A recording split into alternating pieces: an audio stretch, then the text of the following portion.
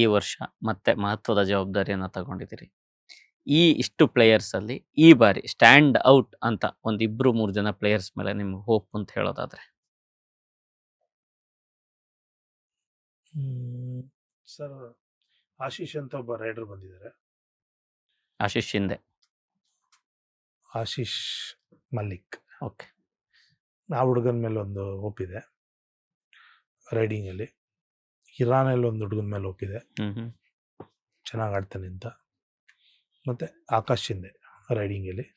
ಡಿಫೆನ್ಸಲ್ಲಿ 4 defence, backup super ಇದೆ, ತೊಂದರೆ ಇಲ್ಲ.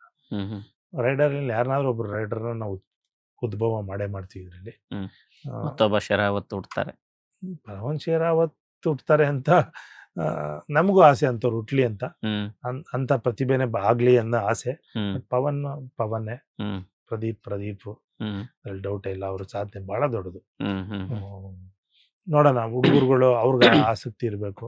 ನಾನು ಪವನ್ ಶೇರಾವತ್ ಥರ ನಾನು ಬೆಂಗಳೂರು ಬುಲ್ಸ್ಗೆ ಆಡಬೇಕು ಅನ್ನೋ ಒಂದು ಛಲ ಹುಡುಗರಲ್ಲಿದ್ರೆ ಖಂಡಿತ ಅದನ್ನು ಮಾಡ್ತಾರೆ ಹುಡುಗರು. ಆಗ್ಲಿ ಸರ್.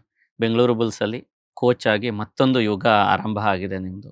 ಈಗ ನಾವು ಹಿಸ್ಟ್ರಿ ಅಂತ ನೋಡಿದ್ರೆ ಬೆಂಗಳೂರು ಬುಲ್ಸ್ ಈ ಹಿಂದಿನ ಕೋಚ್ ರಣಧೀರ್ ಸಿಂಗ್ ಅವ್ರನ್ನ ಸತತ 11 ವರ್ಷ ಮುಖ್ಯ ಕೋಚ್ ಆಗಿ ಬೆಂಗಳೂರು ಬುಲ್ಸ್ ಮ್ಯಾನೇಜ್ಮೆಂಟ್ ಮುಂದುವರಿಸ್ಕೊಂಡು ಬಂದಿತ್ತು.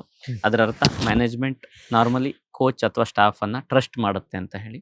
ನಿಮ್ಗೆ ಈ ಲಾಂಗ್ ರನ್ ಸಿಗ್ಲಿ, ಯುಗ ತುಂಬಾ ದೀರ್ಘಕಾಲದವರೆಗೆ ಸಾಗ್ಲಿ, ಮತ್ತೆ ನಿರಂತರವಾಗಿ ಬೆಂಗಳೂರು ಬುಲ್ ಕಪ್ಪನ್ನ ಗೆಲ್ತಾ ಬರಲಿ ಅಂತ ನಾನು ಆಶಿಸ್ತೀನಿ.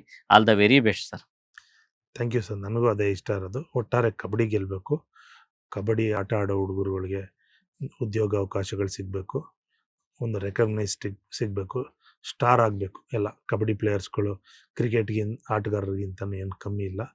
ಈ ಕ್ರೀಡೆ ಒಂದು ಒಳ್ಳೆಯ ಕ್ರೀಡೆ ಅನ್ನೋದು ಇಡೀ ದೇಶಾದ್ಯಂತ ಒಂದು ಗುರುತಿಸಿ ಮುಂದೊಂದಿನ ಒಲಿಂಪಿಕ್ಸ್ಗೆ ಬಂದರೆ ನನಗೂ ಖುಷಿ ಆಗ್ತದೆ.